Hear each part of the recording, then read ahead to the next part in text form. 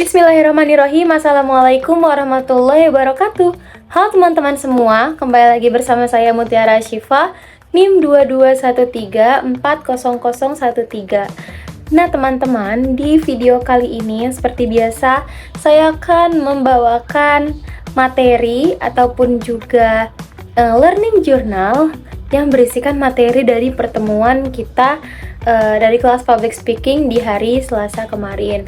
Ada sedikit perbedaan pada kelas kali ini karena kelas kali ini dilaksanakan secara singkat dikarenakan adanya pembagian waktu seperti itu yang memang kondisinya juga tidak memungkinkan untuk melaksanakan kelas gitu. Nah jadi Bapak dosen pengampu memberikan kami materi untuk kami pelajari secara mandiri di rumah. Dan setelah saya membaca dari materi yang telah Bapak Adi berikan, materinya itu berisikan tentang presentasi dan juga seputar demam panggung seperti itu.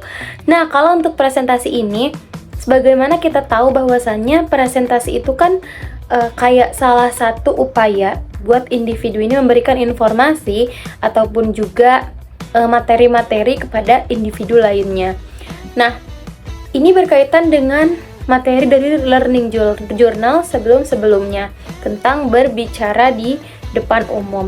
Namun berbicara di depan umum juga bisa dibagi dalam dua kategori, yaitu bisa berbicara secara private ataupun juga bisa berbicara secara publik.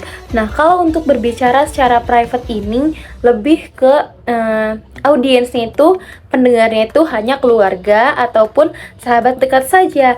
Tapi kalau misalkan sudah ke publik, itu dia berarti sudah sampai di kelompok besar gitu. Jadi memang benar-benar di depan umum yang kita itu tidak ada hubungan ataupun hubungan darah gitu dengan si audiensnya itu sendiri. Terus teman-teman dalam melakukan public speaking ataupun presentasi juga, kita perlu mengetahui seperti biasa tentang audiens kita dan juga materi yang akan kita sampaikan. Kita perlu menguasai akan hal itu. Mengapa kita perlu menguasai akan hal tersebut? Karena hal itu juga merupakan kayak upaya agar pesan yang speaker itu sampaikan kepada audiens itu tersampaikan ataupun juga bisa diterima dengan baik oleh audiens seperti itu.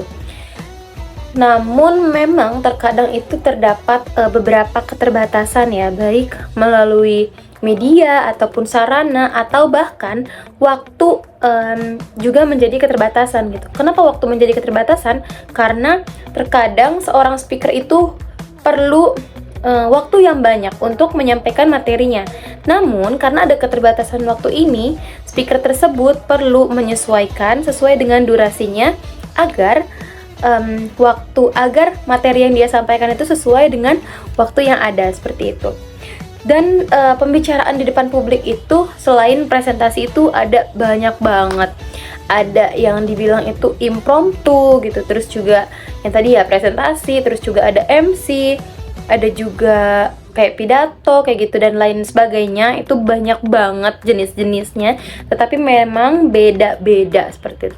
Impromptu mungkin ini agak sedikit kurang familiar gitu ya, kurang familiar bagi saya pribadi, kurang familiar impromptu.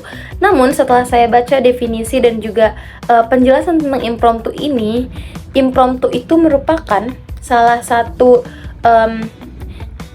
memaparkan materi ataupun memaparkan informasi secara dadakan yang di dalamnya itu tidak ada persiapan, lalu juga tidak ada materi yang memang ingin dibawakan. Intinya tidak ada persiapan dalam impromptu ini. Seseorang yang sedang menghadapi impromptu itu biasanya dia menolak ataupun juga dia nekat untuk membacakan materi tersebut gitu.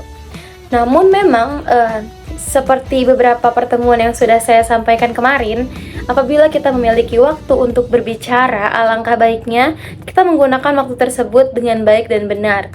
Meskipun memang terkesan dadakan, tetapi kita perlu mengelola emosi ataupun juga stabilisasi dari diri kita agar informasi ataupun juga materi yang kita sampaikan itu dapat tersampaikan dengan baik, seperti itu. Berbeda dengan impromptu, kalau presentasi ini yang lagi kita bahas, ini tentunya ada persiapan.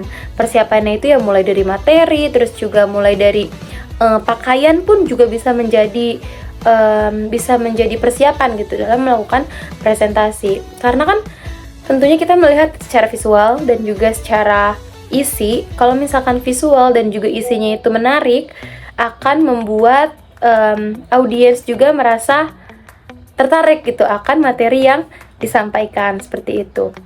Lalu yang lainnya itu ada Master of Ceremony, terus juga ada moderator, terus juga ada reporter dan lain sebagainya. Intinya bidang-bidang ataupun jenis-jenis dalam berkomunikasi di depan publik itu memang sangat amat banyak gitu ya. Kayak pidato kayak gitu juga itu termasuk dengan berbicara di depan umum. Karena berpidato itu kan kita berdiri di tengah nih, seorang speaker berdiri di tengah, audiensnya tuh banyak gitu. Jadi ya itu, kita memaparkan materi ke depan halayak umum, seperti itu. Lalu juga ada beberapa tips agar presentasi ataupun kegiatan berbicara di depan umum kita itu tidak tidak terbatas ataupun sukses gitu, hasilnya bagus gitu. Yang pertama itu memang kita perlu adanya research ataupun riset. Nah, research ataupun riset ini bisa dikatakan sebagai awal mula kita bisa menampilkan yang terbaik ini, mulai dari research materi ataupun juga research bagaimana cara agar menjadi public speaker yang baik gitu. Terus juga adanya rehearse. Kalau rehearse itu dikatakan sebagai latihan penampilan. Jadi sebelum kita melakukan komunikasi di depan umum, kita itu perlu mempersiapkan adanya latihan penampilan gitu. Terus yang terakhir ini kunci paling utamanya adalah relax. Nah, kenapa kita harus relax? Karena kalau misalkan kita relax itu pembawaan dari diri kita itu akan menyampaikan pesan yang relax juga gitu terhadap audiensnya. Karena semisal ada seorang speaker yang memang dia tuh nafasnya terengah-engah, dia merasa capek banget berbicaranya, itu akan membuat audiensnya juga merasa kayak, dia kenapa ya gitu, dia kayak kok capek banget sih aku ngelihatnya gitu. Padahal kalau misalkan kita itu menjadi relax dan tidak tegang gitu, nafas kita teratur seperti itu akan membuat audiens juga lebih lega, seperti itu. Lalu kalau untuk demam panggung itu ada dalam tiap diri manusia pastinya ya, karena manusia mana yang tidak merasakan demam panggung. Bahkan ada beberapa orang yang memang dia sudah dibilang bisa menjadi public speaker yang besar, tetapi terkadang memang dia masih merasakan adanya demam panggung ataupun deg-degan, nervous, seperti itu.